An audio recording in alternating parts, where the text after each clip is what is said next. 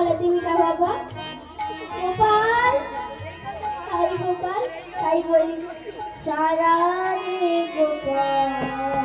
সারাদিন একবার সারা